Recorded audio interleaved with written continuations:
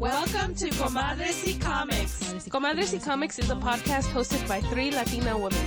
We highlight the Latinx presence in the comic book industry as creators, characters, and fans. Join us as we talk chisme, comics, fandom, and beer.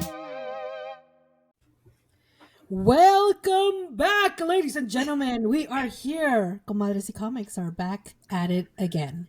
This is episode 270. I am one of your hosts, Sarah. I'm Kristen. And I'm Jen. Welcome back, ladies. My bad. A trip. There was Thanksgiving that happened, and we ate a bunch, and now we're on the eve of the coattails of Christmas. How are we feeling? I am feeling pretty good, given that I've gone from sitting on the couch and streaming Netflix and Hulu series for 2 years straight to literally having to be at a job every single day of the week. Oh my god! By the way, and it's guys, your own, you you can't get away, you can't hell. quit. I mean, you can quit, but then Eddie will be really mad at you. Yeah, he will, yes. Yes. Just kidding. I don't want to do this anymore. Oh my god. So for everybody that's been listening to us for some time now, Kristen was the co-owner of Heidi Ho Comics, and then things happened, and so then she's been working towards opening a new shop with Eddie, and it is finally here. She has opened with Eddie Santa Monica Comics Company, and not only did they open Santa Monica Comics Company, they freaking built it from the ground up. Literally put laminate flooring Yup. in the shop space. They put up the racks. They built the structures. They painted the walls. Oh my god! Just thinking of all the work they've done, and you can actually follow them at Santa Monica Comics Company and look at all the videos of all their hard work. They really put in the work. We went there on Black Friday, my husband and I, and Terry, our son, and because Frank has put laminate flooring 3 times before in his life, which he actually hates. He looked at the little corners of all the little spaces. You had to do specific cuts around the wall and the doorway where they have the kind of the arc and stuff. And He did? Yes, he's like, oh my god, what they did such a great job. It's almost flush. He's all like, it's amazing, and he's this is their first time because it's just magnificent work. He was. Oh my gosh, that's funny. Yes, Wow. because those when you do something and you're you kind of you know how to do it, but you hate it. Yeah. You know the little things that are really awful to do when you do this project. And he was like, those little cuts that you have to do to make that fit like a Tetris piece. Yes, Eddie did all the cuts, and we were supposed to cut it at a 45-degree angle, but by the time we got to having to cut like that, Eddie's like, nope, I don't care. We're just cutting it straight. So that actually, though, I mean, we know what our shortcomings were in doing the floor, but it actually is nice to hear someone who does do that kind of work and has done a lot of that kind of work say that it was a good job. So that makes sense. Oh yeah, no, he was really, really impressed. He's like, I can't believe only the two of them did it, and they did such a fantastic job on their first try. So congratulations! Yay! Hooray! Yes. So Thank you. Any future problems with the flooring, you know who to blame. Right? What's happening with you, Jen? What's going on? What's the haps? I mean, nothing much. I'm so I feel like it has gotten colder every year that I've been living up here. And this year is the coldest it's ever been. I'm freezing my ass off. And I'm just like, I was not built for this. I wasn't built for the cold. I'm a SoCal girly. I should be in the desert right now, actually. Honestly, it was 80 degrees here today. Yes, it was. I'm so jealous. You have no idea. I'm so jealous. Cause like I stepped out of like I woke up, it was cold. I could see my fucking breath in my own goddamn room. And then I went to work, it was cold. It was cold in the airport. I stepped outside and it was colder in the middle of the day. And I was just like, what the fuck is going on? Am I going crazy right now? Like bleh. But yeah. I feel like I'm going insane. But that's about it.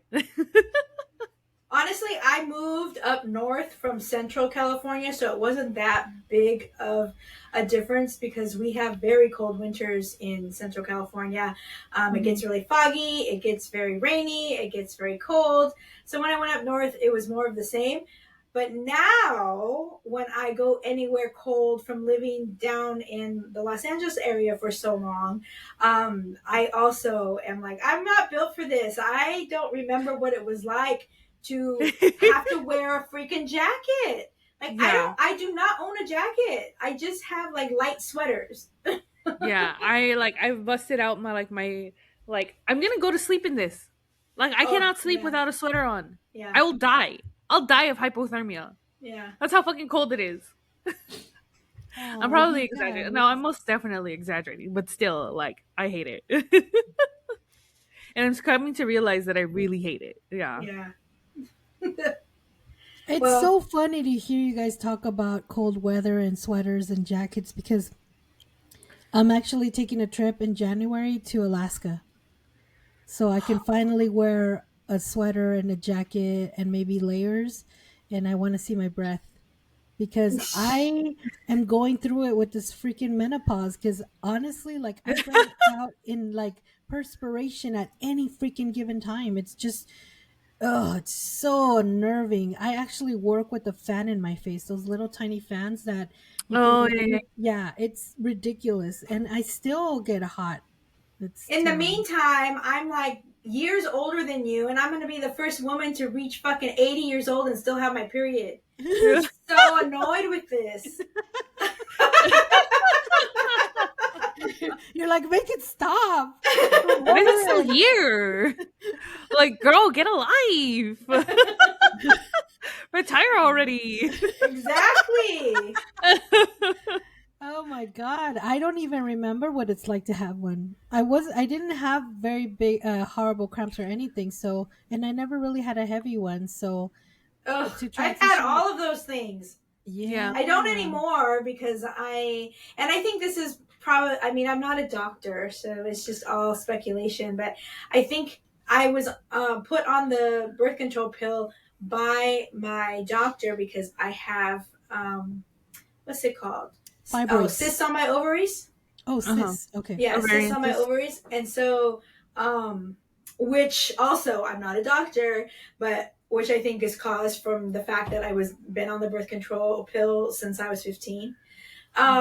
So anyhow, I wasn't on the pill for a while and I started getting really, really heavy periods, and no one ever tells you this, no one ever talks about it, but like when I started telling my friends of the same age of mine, they're like, oh my god, me too. And sorry if any of you have a queasy stomach that are listening, you better turn down the volume, but they're like the literal like flesh that is coming out of them was like chunks, like they're like, am I fucking dying? That's how I was in the shower. And apparently that happens to you when you get older. I'm like, I thought I was supposed to like get better and go away. But anyway, go ahead. So my doctor put me back on because I started getting really bad cramps and the bleeding was horrible and I was just in a lot of pain. So she's like, oh, don't you want to go back on the pill? And I'm like, can I? I didn't know I could because I was already in my 40s. And I didn't ask any questions. You didn't have to ask me twice. I said yes. And so that helped. The bleeding, it only lasts like 2 days. It's a lot less. Although I'm starting to have heavy bleeding again. Like not how it used to be, but definitely more than it was. So I don't know, but like no one ever talks about that part of reaching menopause, and you've had yours. You haven't had yours forever, so you don't know. But like me and some other friends of mine who once they hit 50 were saying that they all experienced the same thing. I'm like, why does no one ever prepare us for this? Mm-hmm. Yeah, What absolutely. was it like? I think like my mom. Yeah, my mom is still like bleeding, and she's like, she was just like, when will the menopause come? I'm tired of this. Yeah. Oh, And then wow. Well, I have all the other symptoms. I have hairs on my chin. I can't fucking sleep. I have insomnia. I wake up in the middle of the fucking night just looking at the damn ceiling. What else? I have fucking weight gain. I can't lose weight to save my fucking life.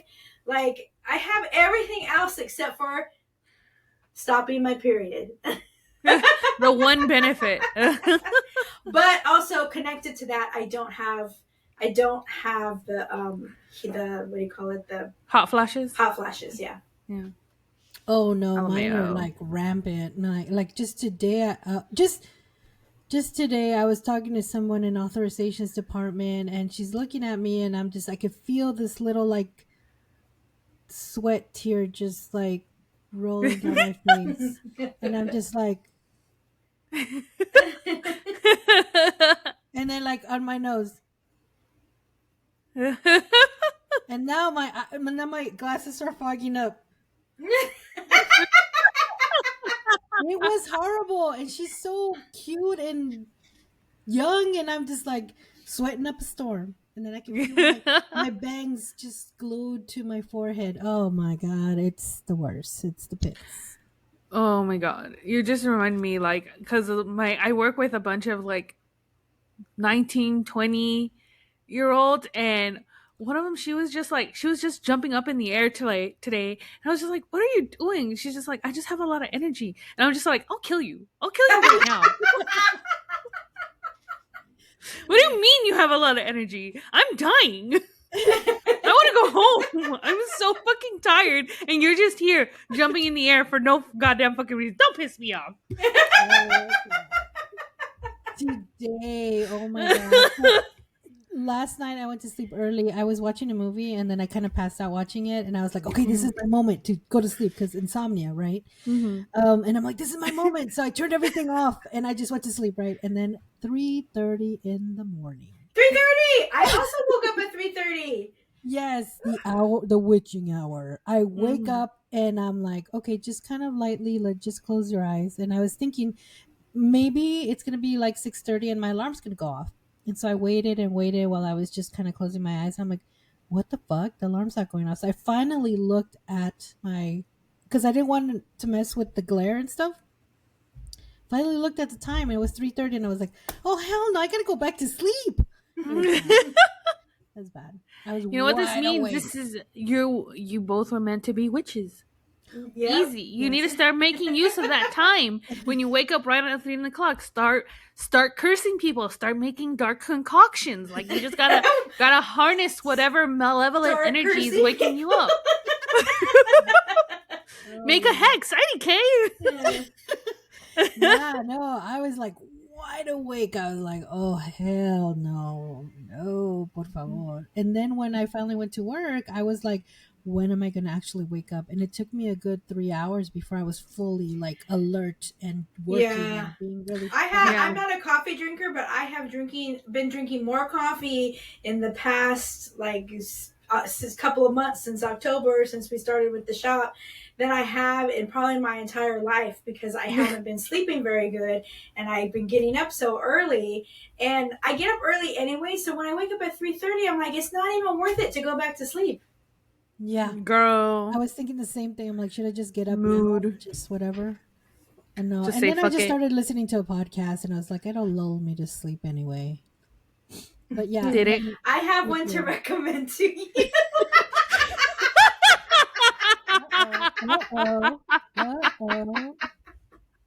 Danger. My nephew, because I would bother him for kisses and hugs and stuff, and now he says, no, you're dangerous. So now Really? Yeah. Oh, You're may dangerous. So now, like this podcast, oh, it's dangerous.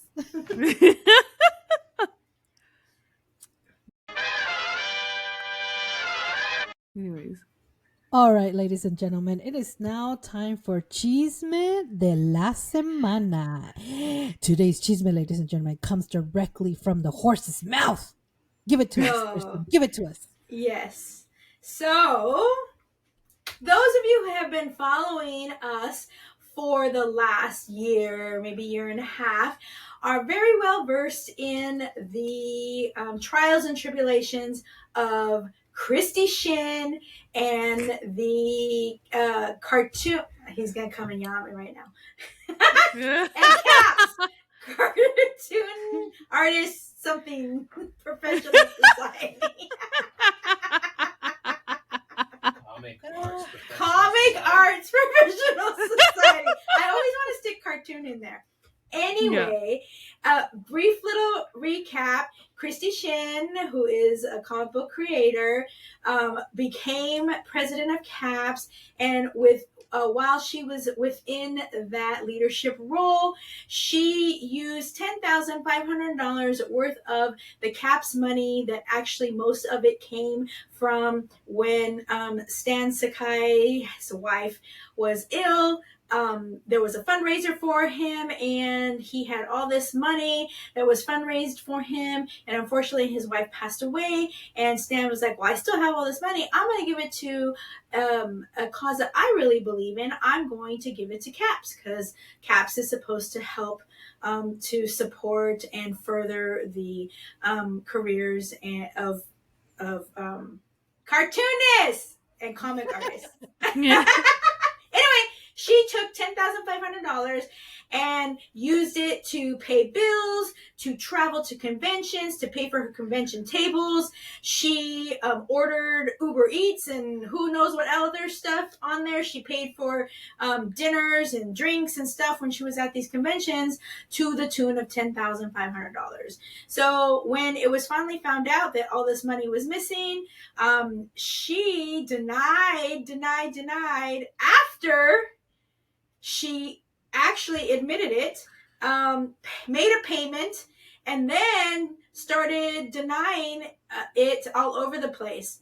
Well, as the wife of a CAPS member, and as Komasi Comics co-host, we were in the midst of knowing all this information as it was happening, and so we reported on it. And part of that reporting and supporting CAPS was ringing the shame bell against Christy Shinn, calling attention to what she'd done, because we didn't think it was right for her to get away with it and still be tabling at these conventions where she was literally next to other CAPS members who were there, trying to make their money, sell their work and stuff like that. And there she is, having basically run the organization into the ground.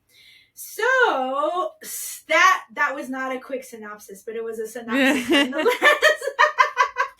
Well, fast forward to a couple of weeks ago, Eddie gets an email saying, hey, you've been accepted to be a creator in Not Artist Alley, in Small Press at San Diego Comic-Con.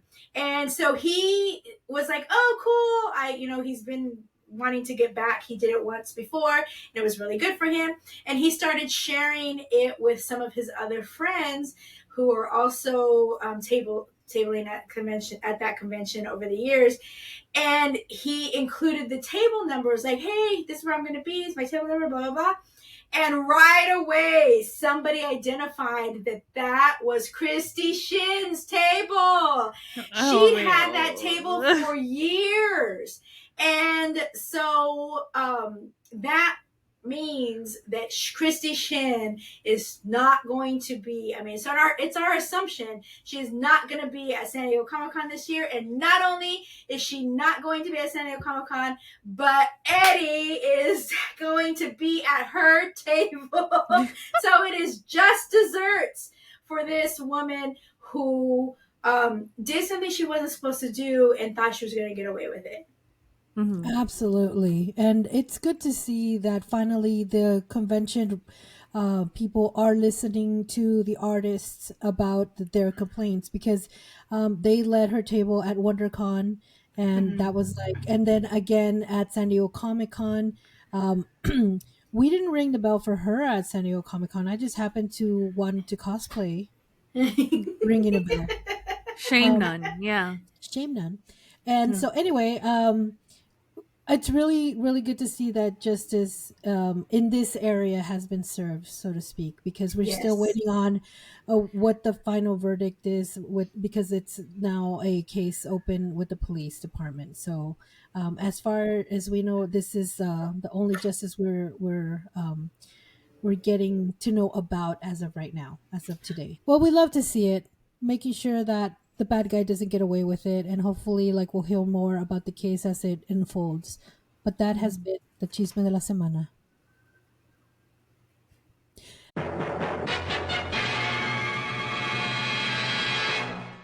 Ladies and gentlemen, it is now time for On My Radar. What is on our radar today, Kristen?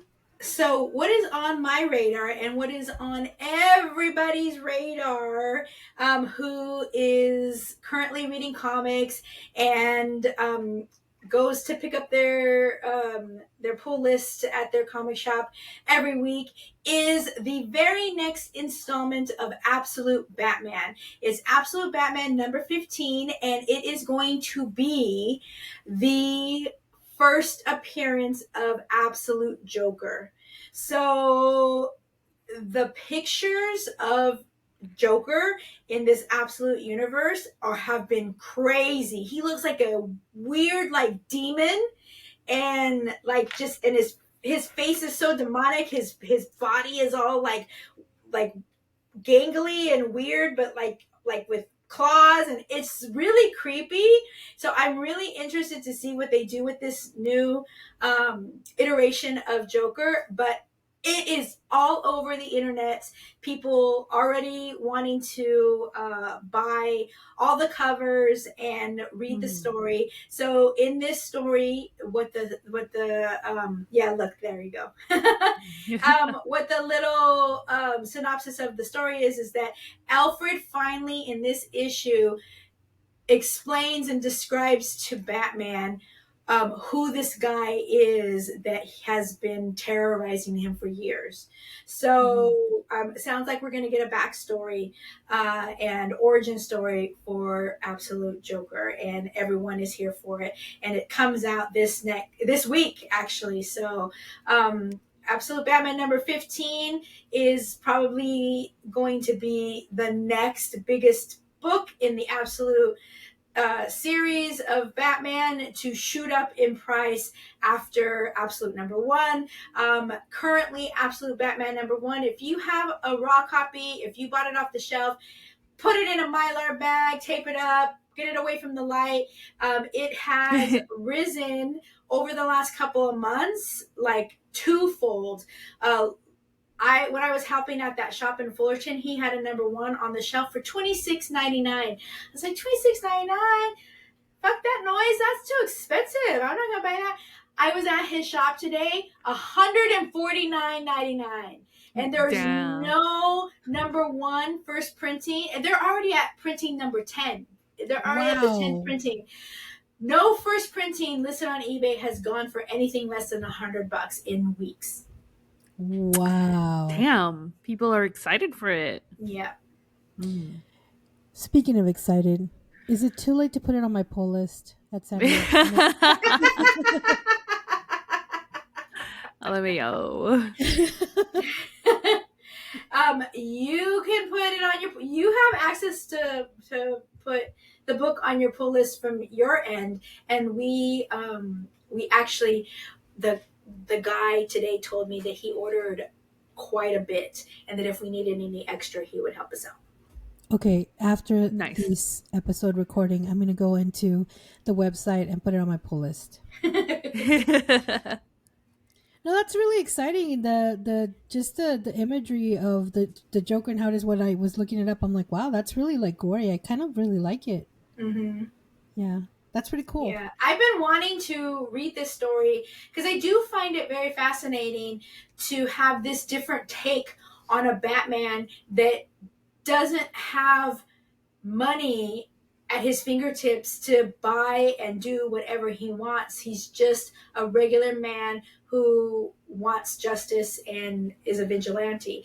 And that's a take on Batman that we've never seen before. And so, because one of the part of the fantasy with Batman has always been his money. That was his. People joked all the time. His real superpower was money. Yes, exactly. So their trade is available, where you can read issues 1 through 6, and the second trade, I believe, is going to be out in March. I think maybe February, March. So it is coming out soon, and that would be 7, 8, 9, 10, 11, 7 through 12. Oh, awesome. And this is issue 15. So the story is what we hear. Snyder says that he has about another year and a half worth of story to tell. Oh, nice. Awesome. Pretty cool.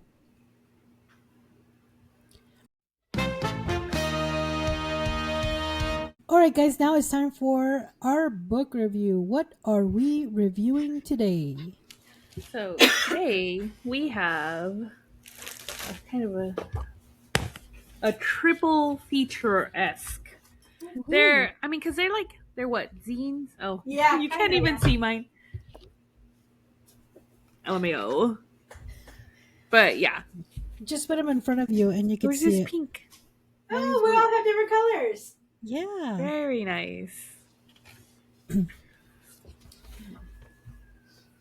Watch as I disappear. Excuse me. So, for those of you who have been listening to our past episodes, you'll find that the name on the books that we are reviewing today are actually the same as one of the creators. Where's her name here? Oh, right there. That we interviewed, Abby Rocha. And we didn't really... we've read her books for the interview, but we've never actually really done anything besides her Mercy book, which is part of this story. If you remember, it doesn't have the. It had a beautiful cover, but we got a sticker. Yeah. Yes. Mm-hmm. So, and this was the story that Abby wrote after interviewing her mother about her immigration story, about the events around her mother and her family, her mom, her dad, coming over to the United States from, was it Mexico? Mexico, yeah. Yeah. Mm-hmm. So, and the interesting thing that she found out was that the story that she remembered hearing as a child was not necessarily the story that was the truth, that it had either been embellished in her memory or maybe just changed by an adult who was trying to protect a young child's mind and like outlook on what actually really happened. So it's a very, very, very touching story, and it really this whole book, and actually there's a little description on the back that says that this book voices is 5 stories that are as varied and rich as the immigrant experience itself. They reflect the many challenges and ambitions of those who by chance or circumstance have come to the States. Today, their voices are as important as ever in the conversation about who we are as Americans. This anthology aims to highlight that we are a nation of immigrants and their descendants. We must advocate a better future for us all. And then it has a little quote that says, about the story of Mercy. 3 out of 3 conchas. Comics. So we are on the book. And I just noticed it today. How long have we had these again? I think 2 weeks. Exactly. So over right before. It takes us a while, but we'll get there, you guys. We'll get there. Yes, and Heartbreak Taco. Yes, and this is Somebody was reading what Heartbreak Taco was about earlier. Yes, Heartbreak Taco, a collection of short stories about love, loss, and of course food. Of And you can course. actually click on the image to read a sample of it on her website. It's abbyrocha.com. And she has the Tides, which we haven't read, and Immigrant Comic also is here too. You can buy the comic and read a little excerpt from the comic on her website. And then this is a little zine that was made called Naw Patrol, which is a take, obviously, on Paw Patrol. And it's a child's guide about police encounters. And for those of you who are listening who might not realize, the event of a child of color or a person of color encountering a police officer is completely different than that of a white child or even white adult. And so this kind of addresses some of the things that may happen during a police encounter, and just really advocating for the child to stay safe and where they can go for support and help. Absolutely. Remember, Paw Patrol is propaganda. Well, I really, I'm just gonna get right into actually reviewing Naw Patrol, which is like a little zine. What I really liked about this, it's obviously targeted towards kids, but what I liked about it is you can extend it, and it gives you more information as you open it. I did not know that until Yeah. you did it. And I thought that was so cool, and now like I want to create more zines like this. I mean, it's just it serves so many purposes. Like you got your poster, and then you got your zine. And there is a little QR code on it, and it says that you can go to this link and you'll get more information on how to talk to kids about police violence, race, racism, your rights, and criminal justice facts. And so you go to the link, and you go to the site, and there are links of other resources that you can go to that address all those things. There's a criminal justice fact sheet. There's a guide to explaining the why behind police violence using child-friendly words and stories. Link that takes you to an ACLU page to know your rights during police interactions, and then how to talk to children about race and racism. So, and then there's a social justice playlist for kids, and there's songs. There's Redemption Song by Bob Marley and the Wailers. If I Was President by Las Cafeterias. Oh, Cafeteras. Solartopia, Pete Seeger. Building a Wall, Shawnee. This Train, Ella Jenkins. We Royal, Alphabet Rockers. Glory by Common and John Legend. When Will We Get Paid?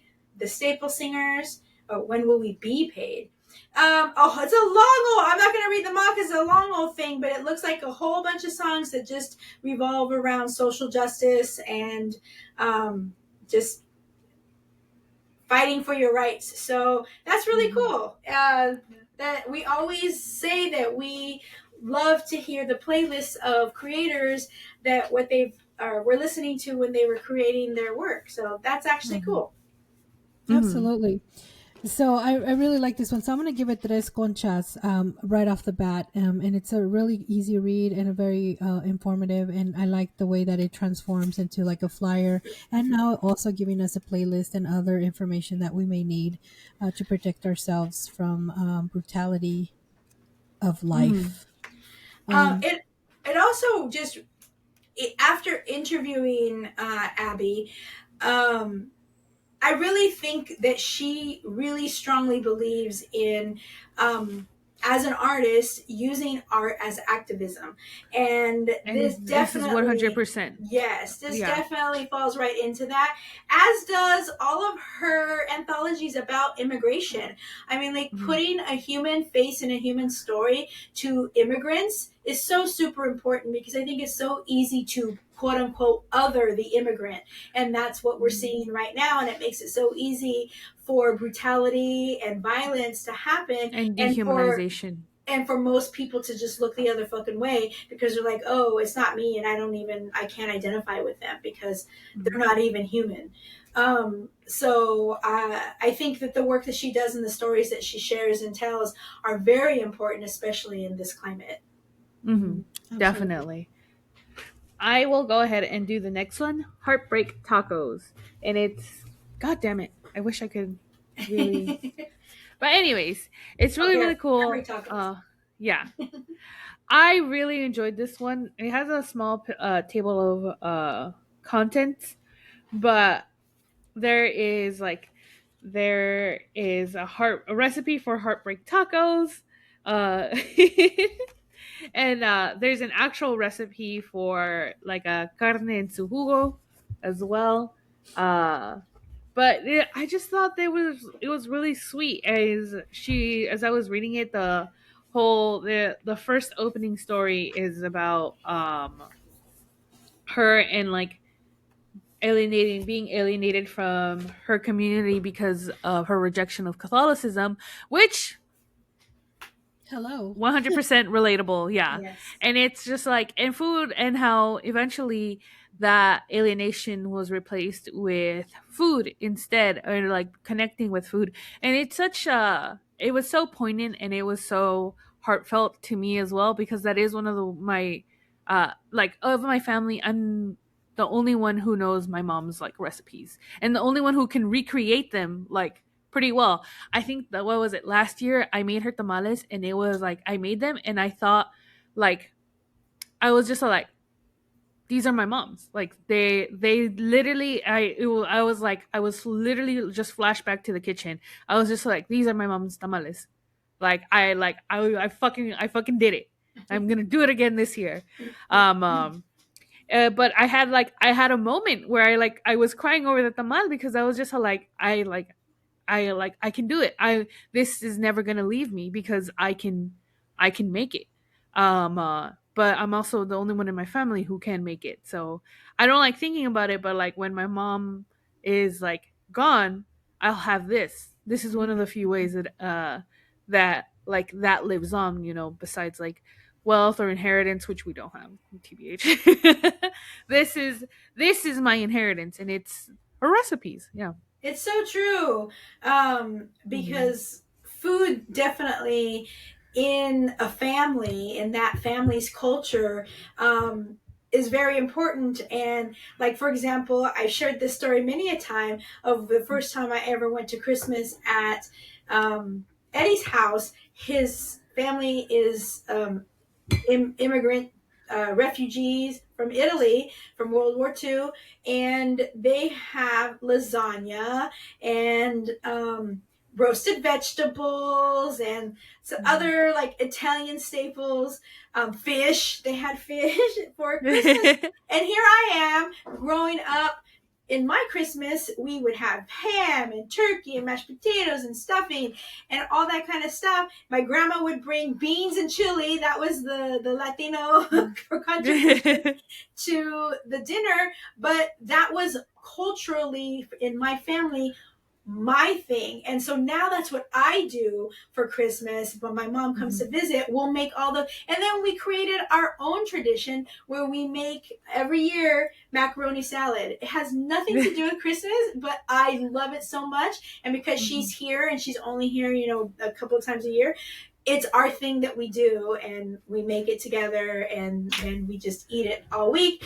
But exactly right. When people pass on, you have that connection to them through that food that you shared together. And it's such an amazing thing to be able to continue to pass that down from generation to generation. So, Jen, you got to teach your younger siblings all of the recipes so that they can pass that down in their family. Well, I've actually written them down. Good luck to them figuring it out. Like, I know what I'm saying, but I have written them down because, like, let me tell you, translating what my mom was saying, like, I understood her. Right, And then yeah. I wrote it down and I was like, I understood this. But then I Right. showed a friend and she was just like, what the fuck are you talking about with this recipe? And I was just like, hey, the secret dies with me. Is it one of those things where like it's not cups or teaspoons or whatever, but it's like a pinch of this, or like when my grandma taught me how to make tortillas. She told me, okay, you see these two lines in your hand, put salt just in the middle right here, and then you stick it in. Pretty much. Like, here's the, because my mom, she has these measurements, right? But they're from containers that are like, she's been using since she like originally bought them when I was like freaking like 9. And I know exactly. Yes, my grandmother's tortilla recipe, the first line says 2 cottage cheese containers of flour. Like, which cottage cheese containers? Like, I don't know which ones. Yeah. But like, I knew exactly. So I did my best guess at like the ounces and amounts because I knew what she was talking about. Because I had also like, I've been helping her make this for so long. I've just never done it on my own. But now I have done it on my own, and now I know I can do it on my own. But also, and I did my best guess in estimates, but some of them were still like a handful of tomatoes. Mm-hmm. I know what a handful of tomatoes is to me. 4. But what is a handful of tomatoes to you guys? Right. Yeah. Like, could be 2. It could be 3. Yeah. Yeah. Or my to make the chili, my mom would be like, fill one of those bags from the grocery store halfway with jalapenos. I'm like, okay, well, how many is that? She's like, I don't know, just fill it halfway. Yeah. Like, things change. Like, even the grocery bags at the stores aren't the same anymore. Yeah. No. But like, I did do my best guess, but at the same time, good luck. Because I also like, I added notes because I was just like, she forgot that she puts this in there. And I was also like, you could do this, or you could do this, or you could do this instead if you don't have it. So it's a mess. I can read it, but yeah. That's crazy. But anyways, back to this originally. 3 out of 3 conchas.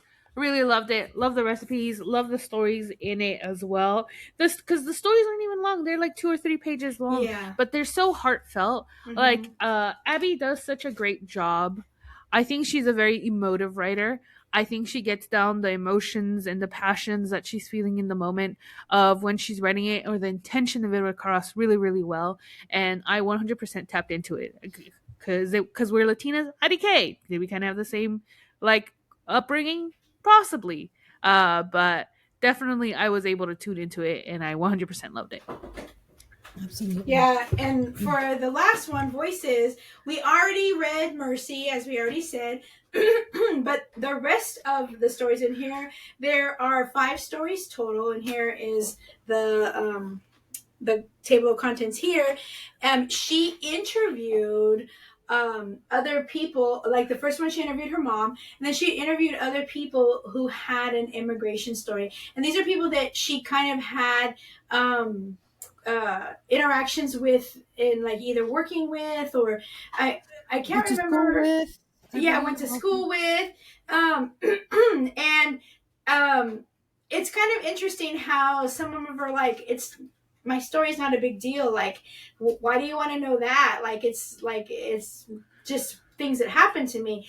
But when you really read them and you see what they go through as being somebody who doesn't speak English as a first language, and the way that people treat them and are just very mean to them and assume that they aren't very intelligent because they don't speak English, is just really heartbreaking to hear, and to see, and to hear from the mouths of the people that she's interviewing, how it affected them, and how also, though, it really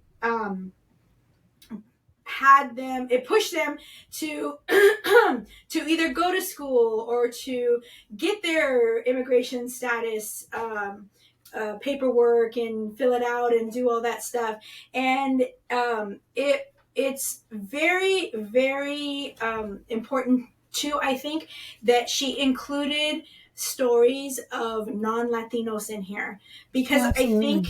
I think that there's this misconception. Sorry, I'm losing my voice from talking yesterday all day. I'm trying to speak over the person who made announcements every 5 seconds. um, I think there's a misconception that immigrants, quote unquote, when they say illegals, are all just Latinos, and not even just all Latinos, all Mexican, because they don't know any better. Nope. They're not educated. And the fact that she shared stories, immigration stories from somebody from Yemen. There was an Asian woman that she shared a story from that I don't remember where she was from, but she was living in San Francisco, and it's just really cool to see how people from different parts of the world can all relate to each other, because they all have similar experiences here in the United States through immigration. Absolutely.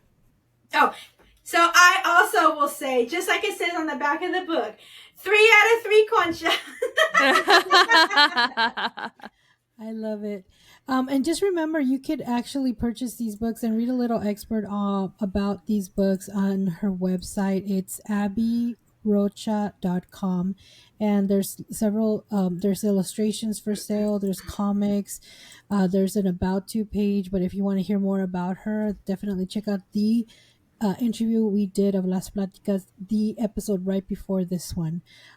You can shop for things and even shares events of where she's going to be. There's no upcoming events as of right now, but you could always follow her on Instagram as well, and make sure to like and follow and subscribe to her. And I just want to share our full circle moment that we had this weekend at the Latino Comics Expo.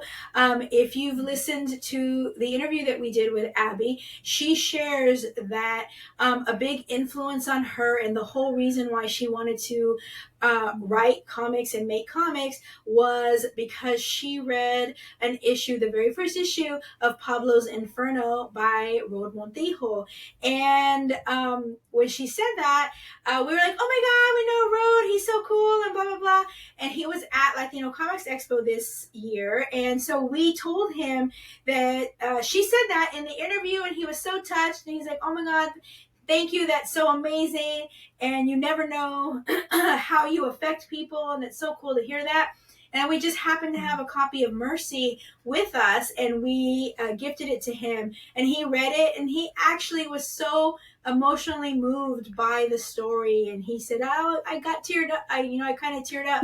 But it's just really cool to see how the Latino community really just is very small, but also just really serves to support each other and to encourage each other, and to keep these kinds of stories being made and put out there and be accessible to other Latinos. So I thought that was a really cool kind of like full circle moment for us when we shared that with him.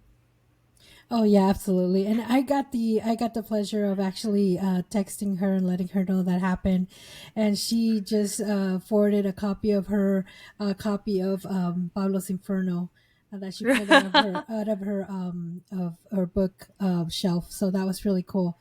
But Very cool. yeah, it was just really wonderful to see how you put something out there in the universe, and somehow it gets into the hands of who it needs to get into the hands of, and then it just can create and inspire and just move someone to do so many great things, and then just share, and then they get to create things and share it out in the world. So it's just really just an amazing story overall, the whole thing, including the stories she's told and published and wrote and illustrated, and also the real life events that she's living and the memories we're all creating together. Now we're all included in the memory now, so that's really just kind of an awesome feeling. Mm-hmm. So all that is to say, that has been our book review.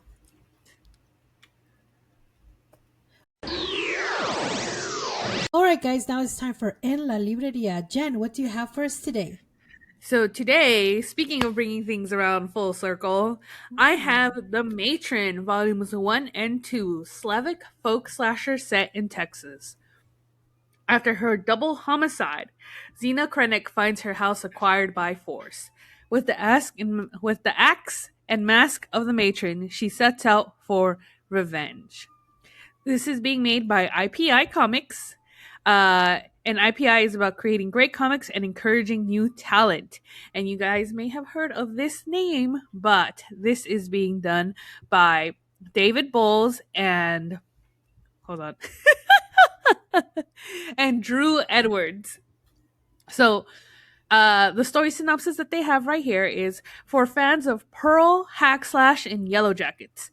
The Matron Volume 1, A Wind That Kills, and The Matron Volume 2, The Bite of Her Axe are two 52-page horror graphic novels from award-winning creators David Bowles and Drew Edwards. The Matron, that feel when your girlfriend's grandmother turns out to be a cannibal slasher. Yes. That's right. Yes. So they have the cover of Volume 1 and then Volume 2, which I believe is going to be the addition to this. The synopsis of Volume 2 is February 13, 2021. As a blizzard begins to invade central Texas, Zena Krennic, having slept deeply after her first murders of the evening before, awakens to discover that her older brother Cyril, at the urging of real estate mogul Nick Maldonado, has sold the Krennic home to the government without letting anyone know. As this revelation and others reverberate through the extended family, unearthing forgotten grievances and opening old wounds, Zena takes from their hiding place the axe, mask, and cloak that she inherited from her grandmother, the cannibal slasher known to the world as the Matron. Donning the garb that she has always meant to wear, Zena solves the family dilemma by dealing out death. And as the ice storm traps the Krennics in a house with little food, the new matron cooks a special meal for the relatives now under her almost hypnotic sway. The main ingredient? The flesh of her victims. The following day is Valentine's. In Ascuas, on the satellite campus of UTCA, close to the now gentrified downtown, Zena's granddaughter Ros helps provide coffee to rescue workers, police officers, and townsfolk taking refuge from the storm. She can't wait to spend even a frigid evening with her girlfriend Sam Maldonado, but a phone call from her father ruins those plans with terrible financial news. Still, though the family claims to need her, she refuses to join them at the old Krennic property, now known as the Murder House. The matron, however, has her own methods of persuasion, and when she descends on the snowed-in campus in search of her granddaughter, more than a few unsuspecting fools will feel the bite of her axe. Then they have a sneak peek of the issues that are in here. The artwork is incredible, amazing. I love it. We interviewed David for the matron, and there was one other one. And Drew. But that is episode 266. Episode 266. Yeah. So it was relatively recently, and they had told us about the Kickstarter when that it was happening soon. TM. This is it. It is we read Volume 1. It was amazing. So this is the Kickstarter for Volume 2, but it does include Volume 1 if you want to grab that one as well. This one has a bonus flipbook extract. The Secret Histories Past of the Matron Murders. It's going to be on the back cover of the Volume 1. They have an intro to the characters, the freebies, the intro to the creative team as well. But if you want to know more about it, again, episode... What was it? 266. 266, yes. They are... As of recording this, they have 14 days to go with 47 backers and a goal of $3,321. They are currently at $1,487, so they're just a little under halfway through. Highly, highly, highly recommended. It was such a great read. It's such a good, it's a horror. It's a slasher. It's a slasher in comic book format, and it's so good. I highly recommend it. You can always make a pledge without expecting a reward, but the base pledge does start at for the Print Matrons volumes 2 with 3 covers is 80 Australian dollars, which is about 54 USD. But they do have a PDF of volume 2 that starts at 7 US dollars or 10 Australian dollars. And then if you want a PDF of volumes 1 and 2, it's going to be 13 Australian dollars, which is about 9 US. And then if you want just the plain print volume 2 or volume 1, it's going to be $17 or 25 Australian dollars. This does not include shipping, and shipping will either be at a later cost, and it might differ because of the whole tariffs and stuff like that, but these are like the base prices that they are coming up with right now. There are alternate covers that are really well done. There's a foil variant as well, but they have many different covers, prices, and PDFs for prints, as well as what some of the rewards is whatchamacallit, like a session with Drew or with David on like creating comics and stuff like that, or like for art and stuff like that. So definitely check it out. It is a great story. It's a great horror story as well, kind of set to the tune of like when the first like super winter that's Texas had as well. It's mixed up in there. I know we learned a lot about like the different like ethnic groups that make up Texas now, because it's not just a monolith of crazy cowboys. Texas is apparently a lot more complex. But definitely to check it out. It is The Matron volumes 1 and 2 on Kickstarter.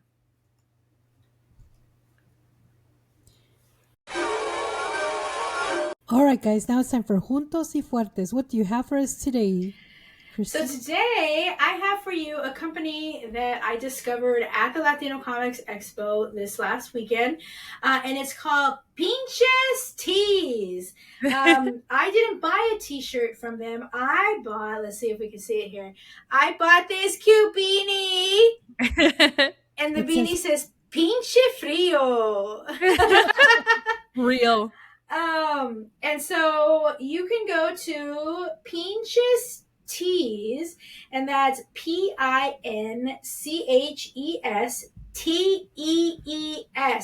and they have t-shirts for both men and women. They have little wristlet wallets. They have tote bags. They have tank tops, and of course they have the beanies that I just showed you. And they are a Latino-owned company. And I'm trying to look here to see if they have anything else. No, I think it's just those ones. But you can go to pinchestees.com and you can make your order, and then they will ship it to you. If you want to use this website for Christmas gifts, definitely get your order in ASAP, because shipping is going to be really delayed this year from holiday gifts going out. So they have a whole catalog full of products, cute little sayings on them. There was a beanie that said chingona on it. There was one that said bonita on it. Just a whole bunch of cute sayings. And that's one of the totes said full of chingaderas. I thought that was funny. So again, go to pinchestees.com and you can do some of your Christmas shopping there. Awesome. I also saw those totes, and I really came really close to getting some. Yeah. And it was just really a lot of fun to see how creative that was, that product.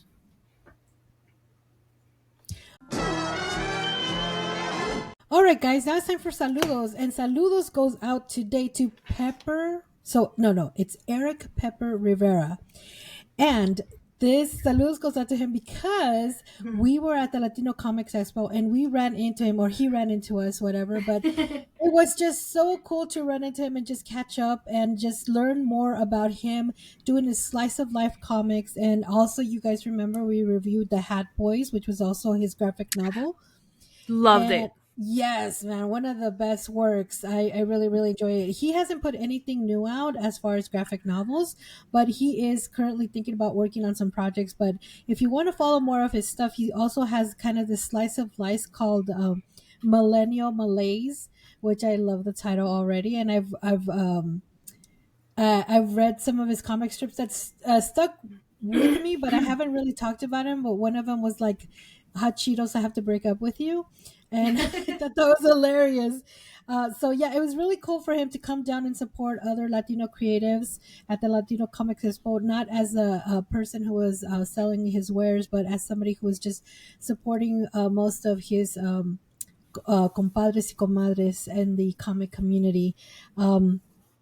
And also, we were just talking about how he is still and working on being part of the Lucas um, Museum of Art, I believe. I'm not sure if that's the name of it, but we were really excited for that too. I thought we missed the grand opening, but it hasn't happened yet. Yeah. And I just learned that Rafael Navarro is also part of that project and stuff like that. So that was just like a really like pleasant surprise and to see him. And also I didn't get a chance to. I had to go to the restroom, but when I came back, I completely lost him, but I wanted to also comment because it was just kind of a serendipitous moment where I lost him, and then we decided to go get something to eat. So I went outside, and as I went outside, the DJ at the event played the song that goes "Y dice," which is part of our intro, and I was like, "Pepper!" I didn't tell him about how much we just love the intro that he composed for us and that we still use to this day. So thank you so much, Pepper. Really appreciate you and can't wait to learn more about your future products and projects. I'm sorry, not products, projects. And Products, also, projects. just really cool. Thanks for stopping by. It really made my day that somebody recognized me at the con as because I was just walking around. It wasn't at the table where he came up to me and I was like, "Oh, that's so cool." But yes, saludos goes out to Eric Pepper Rivera, and you can follow him on Instagram and also at pepperrivera.com where you can read more of his work.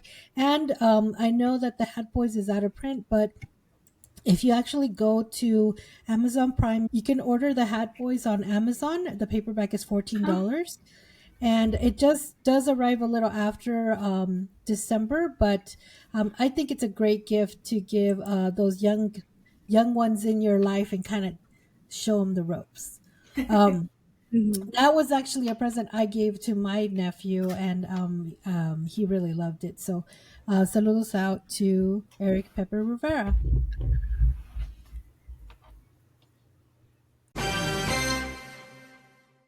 All right, guys, that brings us to the end of this episode. Where can they find us? As always, you can find us on our website at comadrescomics.com, where you can find links to all of our social media, including I don't know if we have YouTube on there, honestly. I always say that, but I don't even know if that's true.